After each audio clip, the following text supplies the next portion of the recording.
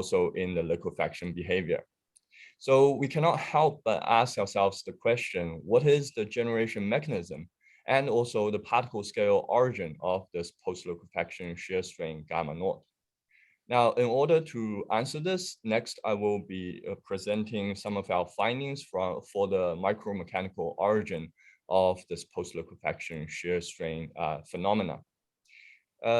Although I presented some laboratory tests on the undrained cyclic tests on sand and showed us that we have this post-liquefaction shear strain behavior, these tests can only give us a macro scale overall overall observation of the deformation, and they're not very helpful in helping us understand the mechanism behind what's happening at liquefaction. Now, in order to help us achieve that, we conducted a series of undrained biaxial DEM numerical tests. Now, in these DEM tests, we are able to control the loading to a constant volume to achieve undrained loading. And also, we did not explicitly simulate the fluid so that we can speed up our calculations. And we mimicked what was done in the actual test with strain-controlled quasi-static loading. Through DEM, we are really able to gauge into the micromechanical or particle scale details that happens during liquefaction. And here I'm showing a typical set of results from the DEM DEM numerical test to the right. And to the left, there is a comparison with physical test. We can see that the DEM test is really able to qualitatively represent what we see in the physical test in terms of the reduction of effective stress during cyclic loading. And also, more importantly to this study, we can see the accumulation, generation, accumulation, and also the final saturation of the post-liquefaction shear strain. And in DEM, it is even clearer than the physical test that this shear strain is generated exactly at the liquefaction state or zero effective stress state. Now, in order to seek the governing factor for this post-liquefaction shear strain, we of course would first naturally come to think about the void ratio or the voids within the granular material. And this is natural because it is the voids that allow these particles to move against each other and then maybe allow this post-liquefaction shear strain. So we took a look at the influence of void ratio by conducting a series of tests with different initial void ratios and also different loading history conditions. And what we found was that, of course, the initial void ratio had a very strong influence on the post-liquefaction shear strain or the final post-liquefaction shear strain, the saturated gamma naught value. However, we found that the void ratio does not determine the saturated shear strain gamma naught S. As we can see here, there is not a unique relationship between E and gamma naught. If we have different loading histories, so the reconsolidated sample were reconsolidated after an initial round of undrained cyclic loading. And then if we compare the results from the original samples and the reconsolidated samples, we can see that we are able to generate samples with very different void ratios, but end up with almost the same saturated post-liquefaction shear strain. And also we are able to generate samples with almost the same void ratio, but have distinctly different final shear strains.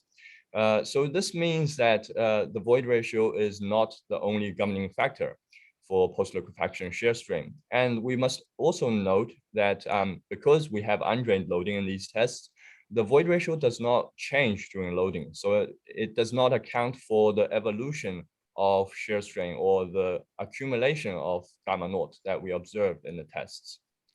So in order to seek the mechanism for this post-liquefaction shear strain, we took a deeper dive into the particle scale factors. And first, we took a look at the coordination number, which is the average number of contacts per particle.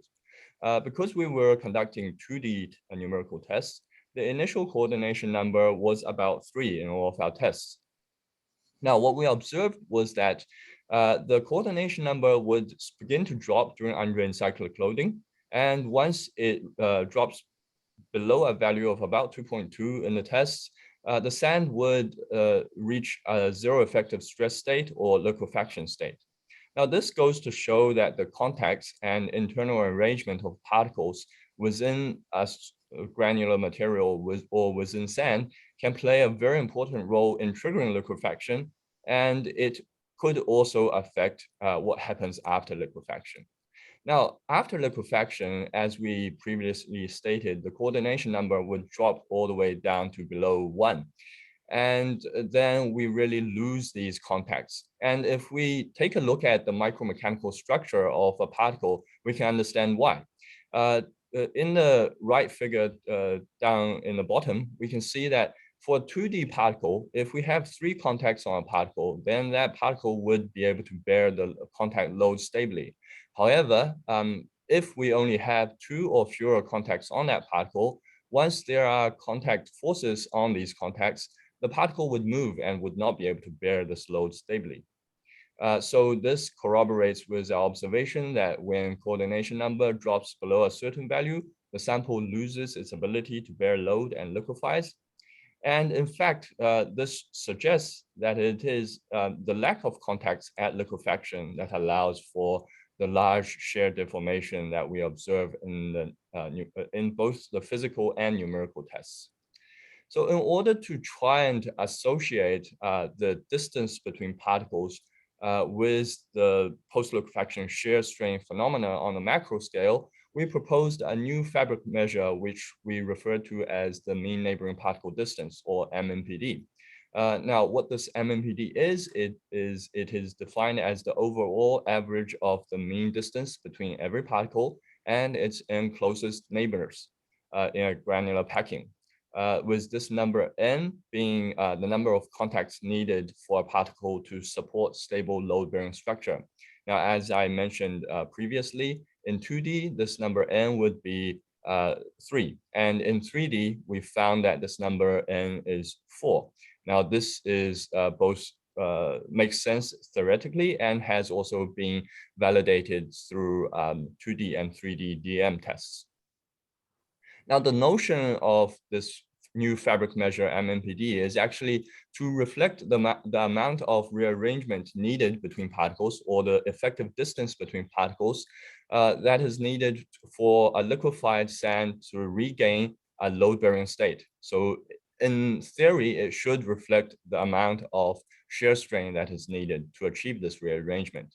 And the greater MNPD is, we would expect that more deformation is needed for soil to regain effective stress. Now, if we look at one of the post-liquefaction load cycles, we can see that the MNPD does exactly that. When soil enters into liquefaction and shear strain is sustained at zero effective stress, the MNPD value initially increases to reach a peak. At this state, the particles lose most of their contacts, and most particles have 2 or fewer contacts, as I show in the snapshot to the right here. And then if shear is continued and sustained, the MNPD value would then decrease. And finally, we would have particles regain contact with each other, and most particles would then have 3 or more contacts, and then soil would leave liquefaction state and regain mean effective stress. And if we plot the evolution of the peak MNPD value during each load cycle, which is shown in the figure to the left, against the evolution of the gamma naught, which is generated within each load cycle, we can see that the peak MNPD value in each post-liquefaction cycle follows a very similar trend of increase and then saturation as that of the gamma naught. And if we plot these two values together, we can see that there is a strong correlation between MNPD and gamma naught. Now, to assess more definitively how these two are correlated, we conducted more than 20 numerical tests and accumulated more than 1,000 load cycles of data, and with different initial void ratios, different loading histories, and different loading conditions. And what we found was that there is really a very unique correlation between the peak MNPD value in each load cycle and also the post-liquefaction shear strain gamma naught. And also, if we plot the final saturated gamma naught value against the final saturated MMPD peak value, we can see that there is even a stronger unique correlation. And this relationship is found to be irrelevant of void ratio and loading history. So what this suggests is that we have really found the micromechanical origin that governs the post-liquefaction shear strain generation, accumulation, and final saturation. And this value is the MMPD, which reflects the effective distance between particles at a liquefaction state. Now, of course, this micromechanical finding is very important for us, but currently, due to the computation limitations or limitations in computation power, it is really hard for us to, use particle scale computations to solve boundary value problems in geotechnical earthquake engineering. So we still have to resort to using continuum-based models to do our analysis and simulations. And that would need for us to use constitutive models for soil, which would require us to bridge the gap between the micromechanical observations that are showed previously with macro-scale mechanical properties. So we need to ask ourselves the question, what mechanical property changes with the evolution of MMPD to allow for the generation of large post-liquefaction shear? Now, under undrained cyclic loading, we know that when soil approaches liquefaction, the mean effective stress reduces and soil is in contraction. And when we leave liquefaction state, when the soil leaves liquefaction state, your effective stress is increasing and the soil is in dilation. However, at the zero effective stress, we do not really know what happens to dilatancy at this sustained shearing during liquefaction. Usually we would consider that there is probably no dilation there, but we don't really know about it. So that asks us to quantify the dilatancy during undrained cyclic loading and also at liquefaction.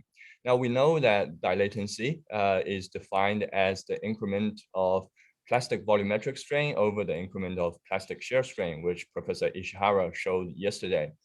And it is in physical experiments, it would be very difficult to directly measure dilatancy during undrained cyclic loading because you have zero total volumetric strain increment, and you will not be able to measure directly the plastic volumetric strain.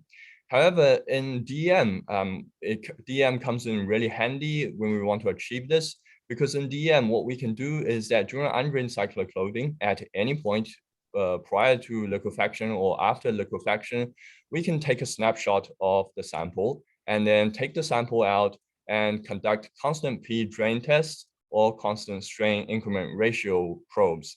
Now, these constant increment ratio probes are where we keep the d epsilon v over d gamma to be constant. And in these two cases, when we achieve dp equal to 0, which is the increment of mean effective stress to be 0, then we can calculate the dilatancy using the equation down below very simply. Now, of course, the constant P drain test is very conventional when we want to measure dilatancy, even in the laboratory. And constant strain increment ratio probes is not so conventional, but it will become very helpful when we want to measure the dilatancy at zero effective stress, which I will be showing in the next few slides. Now, to verify these two approaches, we measured the dilatancy at non-liquefaction states, so that's prior to initial liquefaction during undrained cyclic loading, and compared the two against each other. And we could see that the two methods yielded very similar dilatancy results. And also the results agreed very well with current understanding of the eta relationship, where when eta increases, dilatancy would kick in. Now, we can have a look at what happens at zero effective stress or liquefaction state. We take one of the load cycles, for example, and take one of the points at liquefaction state as an example. Now, at this liquefaction state, we previously stated that dilatancy is equal to the increment of plastic volumetric strain over the increment of plastic shear strain. Now we have zero effective stress at this state. So we also have zero increment of effective stress. So our dq, that's the increment of deviatoric stress, and our dp, increment of mean effective stress, are both zero. So naturally, we would then have zero elastic strain at this stage. And then you would obtain a value of dilatancy to be directly the d epsilon v, total d epsilon v over the total d gamma. And because we have undrained loading under this condition, then undrained loading would naturally satisfy this condition, and you would yield dilatancy d to be zero. Now it seems by that we have really solved the problem, and you do not have dilatancy at zero effective stress. But unfortunately, the answer is really not as simple as that. Now, what we did was that we can actually conduct different constant strain increment ratio probes at this same point and then observe what happens. Now, if we have a d epsilon v over d gamma to be 0.05, what we observed was that shear strain is still sustained at a significant value, at a significant range, to sustain zero effective stress. So during undrained loading, the shear strain that can be sustained at this point is 0.17. If we increase d epsilon v over d gamma to be 0.05, then the shear strain would reduce to 0.07, but it is still sustained. So you would still fulfill the need to solve the dilatancy to be d epsilon v over d gamma. So if you have d epsilon v over d gamma to be 0.05, then your dilatancy that you observe would be 0.05. And if you further increase d epsilon v over d gamma to be 0.1, you can still sustain liquefaction. And then your calculated value for dilatancy would be 0.1. This means that the d equal to 0 solution from undrained loading is non-unique. And increment of stress to be 0 can be sustained under a range of d epsilon v over d gamma values, yielding infinite solutions to dilatancy d. Now, there exists a maximum d epsilon v over d gamma, which at this point is 12, where you would immediately leave zero effective stress, you would immediately regain effective stress. So this is a maximum contractive probe that allows us to sustain liquefaction state. And we can refer to this maximum contractive probe as the contraction potential. So what happens here is that when we have a contraction of soil towards zero effective stress, once the soil reaches zero effective stress, it cannot actually contract anymore because we cannot have negative effective stress in sand. So this contraction is stored as a contraction potential. And if we measure the contraction potential at any state during the liquefaction state, we can see that this contraction potential d naught evolves at liquefaction. So as shear is sustained, it first increases to reach a peak value of d naught max, and then it would decrease. And finally, once it is fully released to 0, your soil would then dilate again and leave zero effective stress. And what we observe is that with the increase of load cycles, this peak d naught value would also increase, and in a similar fashion to that of gamma naught. So this reminds us of something that we showed before. This d naught is actually very reminiscent of MMPD. We can see that during each load cycle, the MMPD value and also the d naught value both follow a pattern of first increase to a peak and then decrease. And also with the increase in load cycles, these two values both increase. And if we plot the MMPD value and d naught value and gamma naught value in a 3D plot for different tests and different load cycles, we can see that there is a very unique correlation between these three. Now, with that, we've really found the missing link between the microscale fabric and the macroscale shear observation. And this missing link is indeed dilatancy. With that, we can paint a complete picture of the dilatancy evolution process. And we can see that the contraction of sand initially before liquefaction can cause sand to move towards liquefaction. Now, as zero effective stress is achieved, this contraction is turned into a contraction potential because we cannot have a smaller effective stress value at liquefaction. And this contraction potential first increases to a peak and then decreases. Once it is fully released, sand dilates to leave liquefaction again. So with that, we can then start to develop our constitutive model. Now, in order to use our observation of dilatancy in constitutive models, we need to have some special formulations for dilatancy. And what we found was that the decomposition of dilatancy into a reversible component and an irreversible component proposed by Professor Jianming Zhang, based on observations from drained cyclic loading, is very useful in this aspect. Now, the reversible dilatancy follows the equation to the left, and it dictates that the volumetric strain generated by the reversible dilatancy is always non-positive and is released very quickly upon unloading. And the volumetric strain generated by irreversible dilatancy, which is formulated using the equation to the right, is always positive, and it accumulates constantly during loading, whether it's monotonic or cyclic, until critical state is achieved. Now, using this decomposition, when the model enters into the liquefaction state, the irreversible dilatancy would first generate contraction. And at this stage, the reversible dilatancy is inactive. And then because the effective stress is non-negative, as I've emphasized quite a few times now, this contraction does not lead to real contraction. So it is stored virtually as a contraction potential, as we observed in DM. Now, after reversible dilatancy kicks in, after it is activated, dilation then begins again and releases the virtual contraction or contraction potential that was stored. Once it is fully released, then the model will allow for actual dilation to come into play, and this model will leave liquefaction state.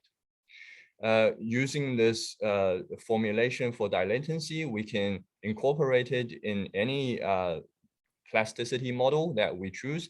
And we found that the bounding surface plasticity framework to be very useful in making simulations for cyclic loading. So we incorporated this dilatancy formulation within a bounding surface plasticity model and named it the cyclic model or cyclic liquefaction model.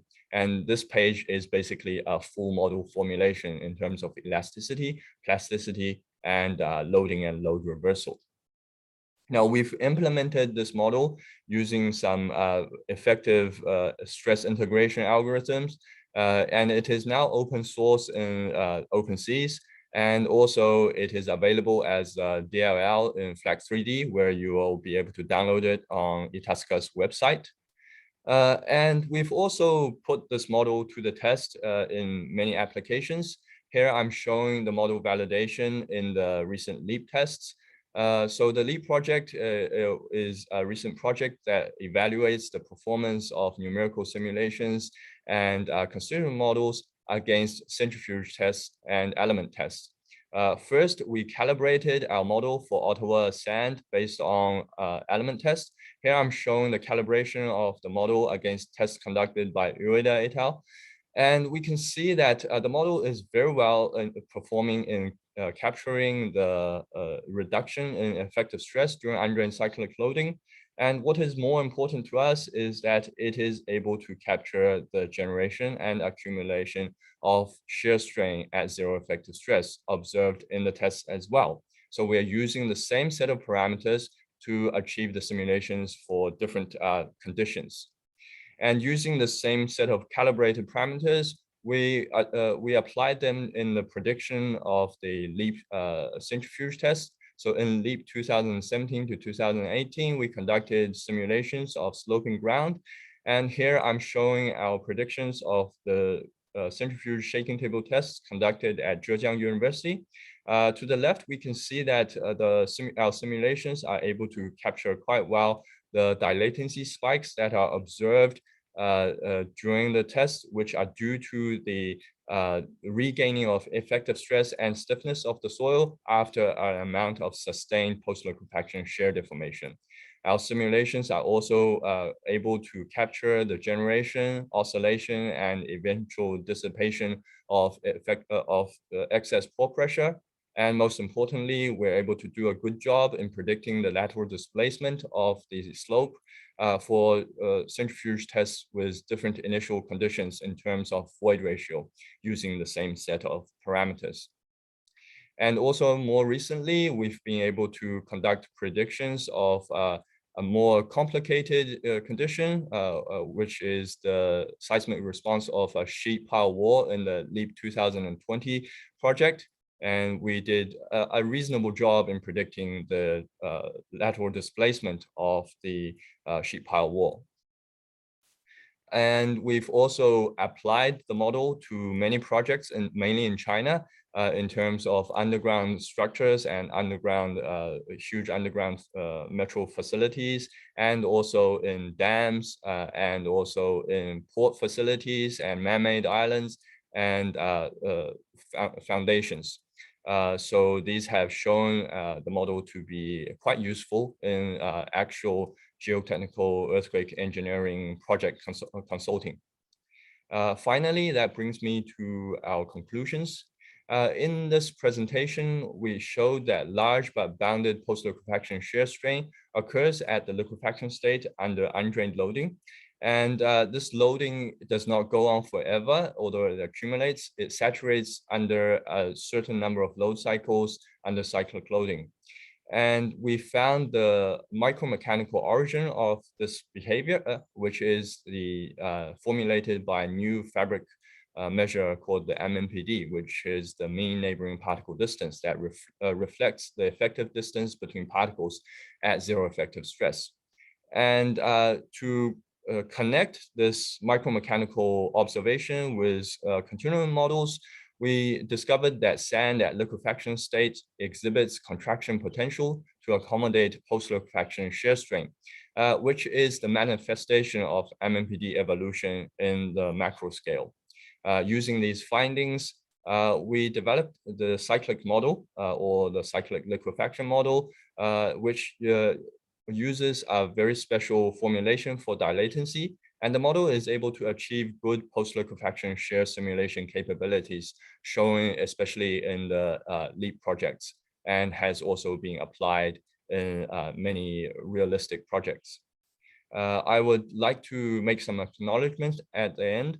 The work on the cyclic model was initiated under the guidance of Professor Jianming Zhang, who was my advisor during my PhD thesis. Without his wisdom, none of the work presented today would have started. And the work on MNPD was a collaborative effort with Dr. Pengcheng Fu and Professor Yanis Stafalias, during which I really enjoyed our discussions and the findings as well. I would also like to acknowledge our former graduate students, Dr. Youxue Zhou, Dr. Xin Liu, Dr. Renren Chen, Ms. Qianqian Hu, Dr. He Xin Liu, and Dr. Tong Zhu, who have all contributed to the work presented today. With that, I will conclude my talk, and thank you and welcome any questions.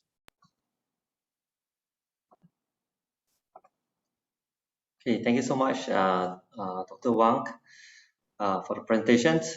Indeed, that you have covered a broad scope from DEM to constitutive modeling, very comprehensive. The floor is now open for questions.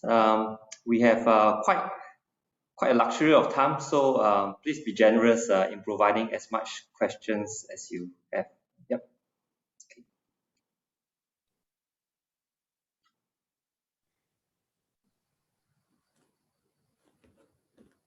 Rui, if I can start before we get some questions, Mishko here. Yeah, sure. You mentioned that there was not a unique relationship between your saturated shear strain value and the void ratio. And on the other hand, you mentioned also that at that state, actually, the soil is unstable. It's losing the necessary contacts for stability. So what factor, what parameter would you attribute to the differences when you have a constant void ratio, same void ratio, but you're getting differences in the strain response. So what would you attribute that difference to? Thank you, Misko, for that very interesting question. And it was initially what was puzzling us very much when we did this research, because you have the same void ratio, but then at each load cycle you would end up with different shear strengths. And then what we really found was behind this was that the arrangements between the particles would change. So if, for example, when we did reconsolidated samples, so we did a first round of undrained cyclic loading and then reconsolidated the sample to do another round of undrained cyclic loading, we observed that the final shear strain was different. And the trend of the final shear strain was also different for the different samples. And this has been shown to, has been discussed to be, the dependency of strain history that has been discussed quite a lot. In the particle scale, what we found was that this was due to the change in particle, the distance between particle contacts, even though you can have different particle distances, even though if you could have overall the same void ratio. So in that sense, you can have a different fabric state, but the same void ratio. Mm-hmm. Yeah, the different fabric state and the fact that the soil is not in contact is quite interesting, because we're basically saying you don't have contact established, but still the fabric or arrangement does matter. Yes. So yes. that part is very interesting. Well, thank you very much. That was really an excellent lecture. I really enjoyed it. Just additional question, if I may, because I'm sure other people will jump in. Can you say anything about the grain size distribution and particle shapes that you used in the DEM simulations? If you can provide some detail around that. So for the 2D DEM simulations, we kept it as simple as possible. We used a polydispersed kind of particles, so you had some sort of gradation, but the particles were circular to keep things simple, and these were the findings from the 2D simulations. And after that, we also did simulations with elliptical particles and also spherical particles and clump particles in 3D, and they all showed very similar kind of behavior in terms of micromechanical MMPD and also the macro scale shear strain. Thank you, Rui. That is really an excellent work. Definitely worthy of the award. Thank you. Thank you, Misko. Hi, Ray. Hi, Professor Joe. I just want to follow what Misko raised about the you mentioned the N that is an MNPD, like, right? This distance between particles. I'm glad you remembered it. Yeah. This parameter, the point is when you keep sharing at the zero effective stress, that state, does that mean the soil sample is trying to find the final state? If you keep sharing at that zone, then it will go to the saturated gamma node. So I just wondering why there's gamma node, and the gamma node will be stable, right? Yeah. Despite the shaking history, I mean. So my understanding to that question is that at the zero effective stress state, although the particles lose their contact, they're still trying to reach a state. So eventually you would regain effective stress again. So they're still trying to rearrange themselves to be able to regain their contacts and regain dilatancy during the sustained shear. So that's what causes the evolution of MMPD within each load cycle. And then as load cycle continues, the MMPD would, the arrangement of the particles would also look for Probably in terms of MMPD, because you would end up with the final saturated value of MMPD. So what the particles are looking for is the maximum amount of distance between them that can be achieved under the void ratio that has been dictated. So the void ratio doesn't change, but the distance between them changes.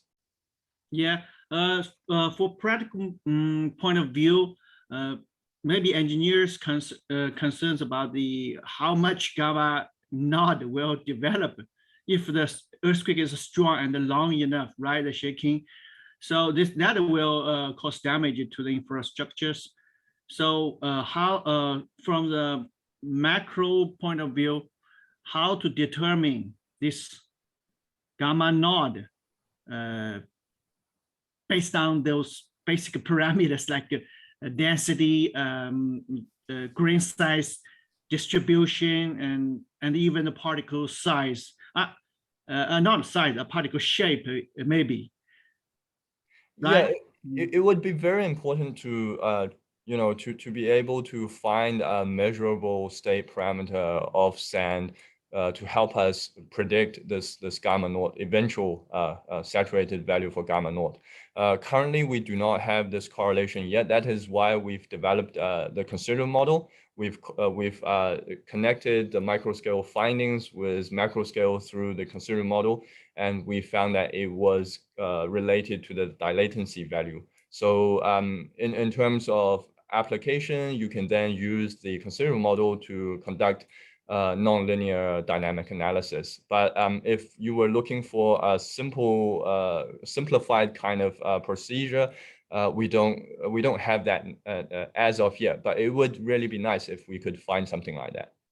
Yeah, really looking for the further calculation, because when you do more comprehensive calculation, we could conclude, make some summary about the findings. Then we can support developing some simplified procedure for engineers, right? And final, not everybody could do these sophisticated calculation, you know. Yes, I totally understand. It's challenging. And it's time consuming as well. Yeah. Okay. Anyway, I think the gamma naught is very interesting because it's also responsible for the post-liquefaction residual deformation, according to the framework of Professor Jianming Zhang in your team, right? Because gamma naught and the gamma max, they are correlated. And yes, also it's responsible for the post-liquefaction settlement or lateral spreading. Anyway, it's some kind of key parameter. Thank you. Thank you. Okay, Mark. Rui, maybe I can jump in with a Hi, Mark. question. Thank you very much. Extremely interesting presentation. I guess my question is maybe back towards where Mishko was asking his and thinking about the fabric. I was just trying to get my head around it. Are you basically saying that during the sort of stage where the soil is liquefied, you've got zones where basically soil particles are losing contact, but then in other parts of the specimen, they're sort of in more contacts, there's sort of a redistribution of contacts, or is it sort of averaged out everywhere?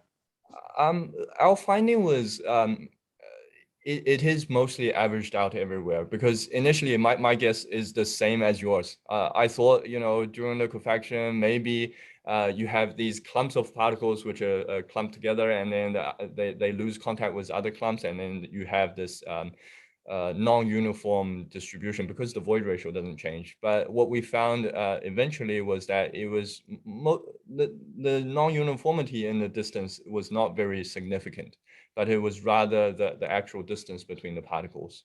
So I guess what's happening in there is that the total amount of voids does not change, but the distribution between each particle kind of changes.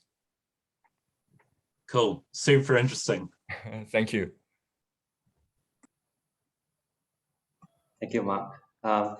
Anyone has any further questions? Oh, right. Yes, there's a question by an attendee. The question is, did you consider the changes in net orientations of MNPD, much like how the fabric tensor evolves? Right now, in our studies, we're using MMPD as a scalar value, so it does not have any direction to it. But it would be interesting to see how its direction distribution would change. We did look at the fabric tensor during undrained cyclic loading, and you can see that there is a drastic change of fabric anisotropy at exactly the point of zero effective stress. Right. I think Kirazis might have a question. Yes. Yes, a very simple one and very practical one. Can you recapitulate the parameters that are involved in your model, cyclic liquefaction? Can you repeat it, please? Because probably with this excellent presentation, I have been a little bit lost about the parameters that are finally used to apply the model. Can you put it in an order? Okay. I did not show explicitly the considered models that were used for it. So in this considered model, we have 14 parameters that need to be calibrated. So it's not that easy to be used, which Yanguo obviously stated a little bit earlier. And you would need some experience to be able to use these kind of considered models. And the model parameters were basically you have two elastic parameters, and then the plastic shear deformation parameters, and also more importantly, the dilatancy parameters. And then you would have about 4 parameters that are related to the critical state.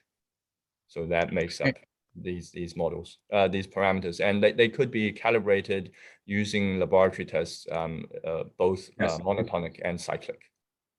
This is important. There is a kind of suggestion on the type of test that someone has to perform with normal, let's say, laboratory devices and Yes, cases in order to come up with a good estimation, yes, right? yes, exactly. That's very important. Okay, thank you. That's basically what we did for the LEAP project. So we were presented with a set of monotonic and cyclic test results and did the calibration and used these parameters to make the predictions for boundary value problems. Excellent. Thank you very much. Excellent talk. Thank you. Thank you, Professor Pitelakis. Okay. Yeah, Wang Rui, there's another question in the Q&A. It's a very long one. Okay, I'll try and read it myself. Yes, or perhaps they can just answer it straight. Yeah, because I suppose that everyone should be able to read the questions from the Q&A. Yeah. So it's a pretty lengthy one, but you take your time to read and then and try our best to answer. Okay, yeah, I think I got the question now. So the question says that in the data that I presented, most of the gamma final saturated gamma value was below 20% shear strain. And is this testing limitation of the machine? And would we be expecting greater shear strains, especially in studies where this value was exceeded, for example, in Palu? In answer to this question, the data I showed here was definitely only a fraction of the data that we analyzed. And these were mostly on relatively dense sand of about relative density of about 70%. So you would expect that the shear strain to be relatively smaller. And we also did tests with looser samples, and then you would end up with much larger shear strains of, say, over 40–50% shear strain easily. And you would observe basically the same thing that we showed in the presentation. And also the considered model would be able to reflect that because it complies with critical state and is state dependent. Okay, right. Anyone has any further questions? If no, perhaps I'll just jump in. Yeah, Wang, you mentioned in your MNPD constitutive modeling about dilations. Yeah, just wondering whether if you have managed to overcome the dilation issues for DEM, whether if during your simulations from the 3 contact points to 2.2 during full liquefaction. Yeah, just wondering whether if the contact of the particles do come back when the soil is recovering at the other half cycle of the shaking. Yes, during this stage of really unstable shearing, what we observed was the contacts remained below the value of 2.2 at 0 effective stress. But then as you approach the end of the sustained shearing, you would see that the coordination number would start to kind of fluctuate. It would go up for a little bit and then maybe come down a little bit. So you're expecting particles to start, regaining contacts to some degree, but not enough to let it actually dilate yet. I see. Very yeah, so it's really cool. Yeah, I suppose that that we need to talk more on this. Thank you. Separately for this presentation. Yes. Yeah, I'm sure there are many questions. This is really a very interesting topic, and we can continue discussing. Just out of curiosity, yeah, maybe it's time for us to conclude the session. Right. It was really great. I might have taken others' time as well. No, but it was really interesting discussion, and thank you for stepping in with a very interesting discussion. I want to congratulate you again on behalf of all TC2 members, and also would like to make best wishes to Ada and her kids that they recover quickly. And just to reiterate that we will certainly find an opportunity for Ada to present her talk at one of our conferences. So congratulations again, and thank you. Thank you, Mishko. Sorry, yeah, I would just like to ask a favor from the session coordinator to flash out the certificates if they are available.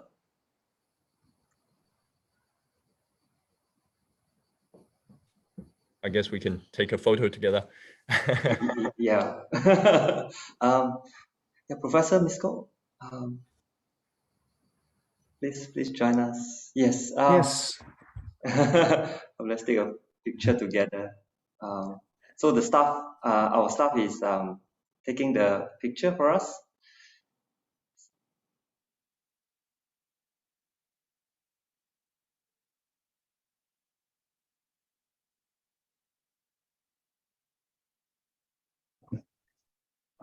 Thank you. Thank you. Yes. Yeah. Just now I caught a glimpse of the certificate. Yeah. Just wondering whether. Can our staff share the certificate? Sure.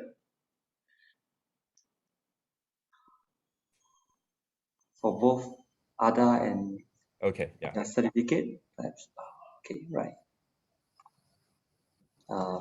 Yeah. Maybe I'll just put a spotlight to the certificate so that everyone can see it clearly. So really, a really good piece of work, that you've done, fully deserving of these awards. I'm really happy for you. Thank you. Okay, we are now towards the end of this session. Thank you everyone for giving us your time in attending this session. However, please continue to stay on in this Zoom as we are going to transit to the closing ceremony in this exact same Zoom link. Can I hand over to our conference chair here to take over from here? Yeah, I'll take over from here then. Thank you. Okay, thank you.